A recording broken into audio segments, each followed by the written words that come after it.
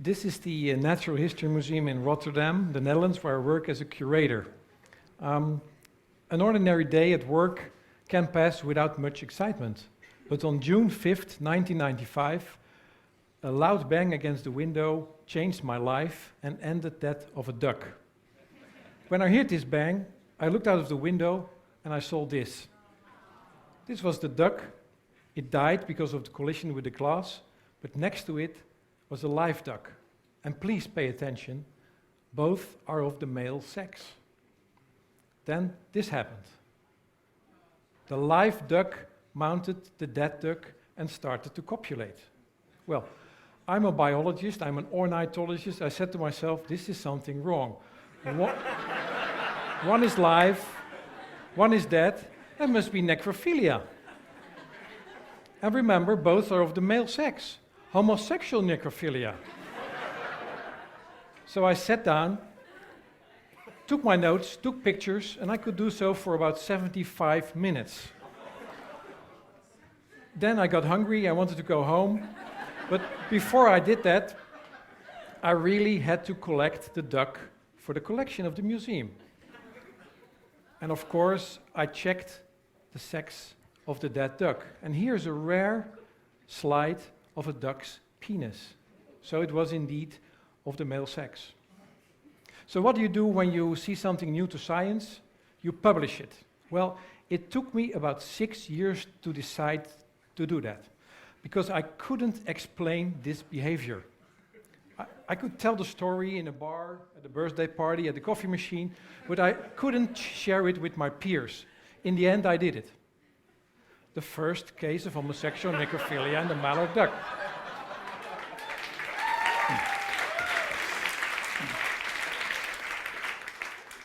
So here's the situation again. A is my office, from where I heard the bang.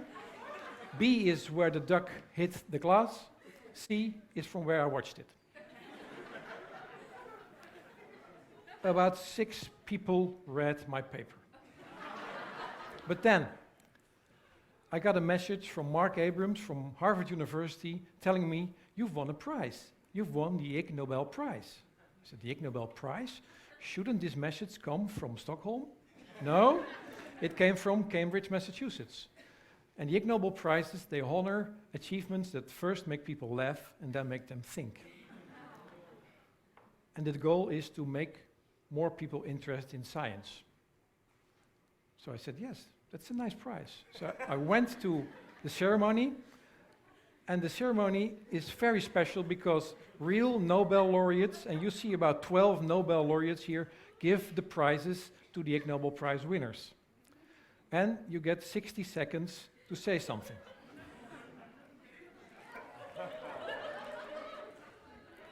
And here's the duck. There you go.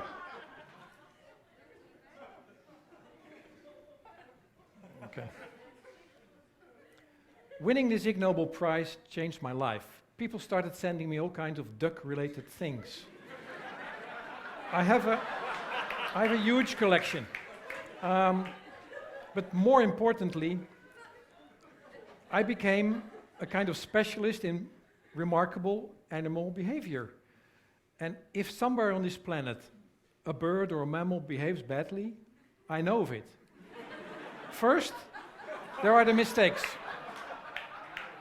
This is a moose trying to mate with a bronze statue of a bison. This is in Minnesota, 2004.